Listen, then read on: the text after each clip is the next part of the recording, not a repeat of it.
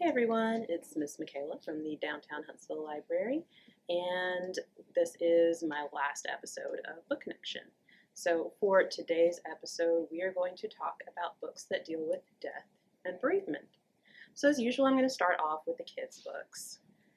My first book that I'm going to talk about is called Is Daddy Coming Back in a Minute? Explaining sudden death in words very young children can understand. This book was actually written by a mother and her son whose father passed away when he was 3 suddenly.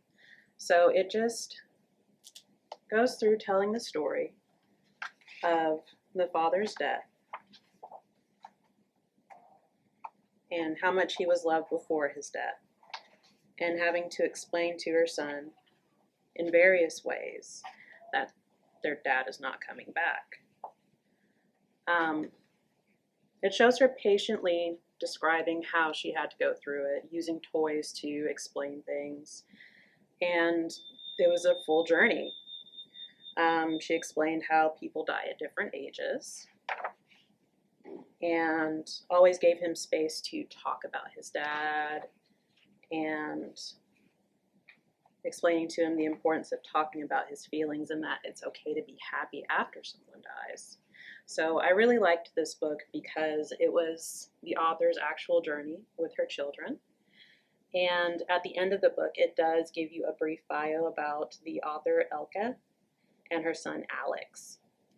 So I would recommend this book for parents with children as young as maybe 3, but it could go older as well. So if you are trying to explain to a young person about death, sudden death or a long death, and this book is helpful but you need a bit more, there's actually a service right here in Huntsville that's funded by the Huntsville Hospital called the Caring Place. And they are well versed in helping children to cope with death and to understand it. So maybe you have a kid that's a little bit older and they're interested in death. Maybe they haven't lost somebody. Maybe they have, but they're just curious about it. There is another nonfiction book called How They Croaked: The Awful Ends of Awfully Famous by Georgia Bragg. So this is from Madison's Juvenile History section. And there's a lot of comedy mixed into it, so it's not too heavy of a read for kids, but there's plenty of fun historical facts.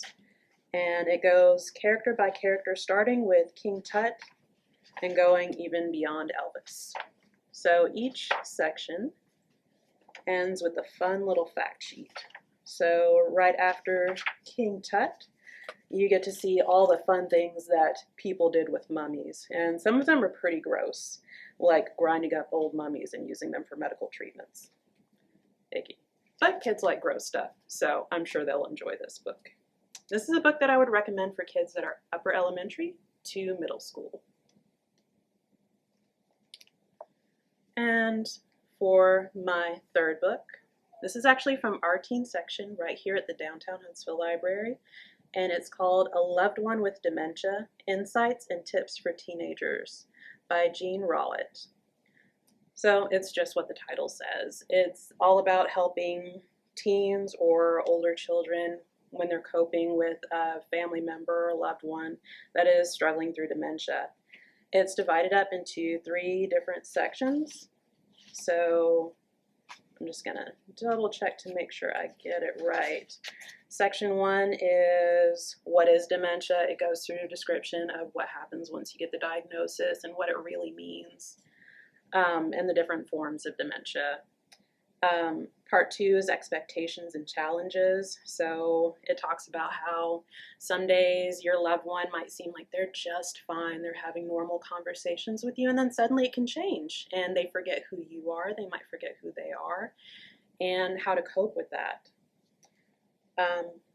Challenges like making sure that your loved one is safe at all times. And it also talks about activities that you can share with somebody that has dementia, whether their mobility is limited, if they're becoming nonverbal, that kind of thing. So it's a very compassionate read, I would say. And then the third part, facing death well, it's what's next, and it includes facing death and the rituals of death and mourning, and how you can help yourself during difficult times. So this not only helps you with the bereavement portion of things, it helps you with easing into when you know someone is going to die, and the slow death of someone, which can be just as hard as the sudden death, sometimes harder. So my next book is actually the very first death book that I read, and this is my first adult pick. So this is called Being Mortal, Medicine and What Matters in the End by Atul Gawande. And this was actually the last book that he wrote. It came out in 2014. Dr. Gawande is a surgeon, a public health researcher, and an author. So he talks about, in this book, how medicine has impacted the care of people as they're dying or as they're aging. He talks about the choices people have to make when they know that their organs are failing or when they're slowly dying of a disease, and whether they want to continue their medical treatment plans or whether they want to seek hospice care. And he extorts the importance of really talking about what somebody wants when they're reaching the end of life, and discussing the importance of quality versus quantity with somebody that is dying. So I really enjoyed this book. It also has a lot of medical history in it, which I enjoy, so I would highly recommend it. My next book about death, to mirror the comedy that we had with How They Croaked, is Will My Cat Eat My Eyeballs? Big Questions from Tiny Mortals About Death by Caitlin Doughty, sorry about that.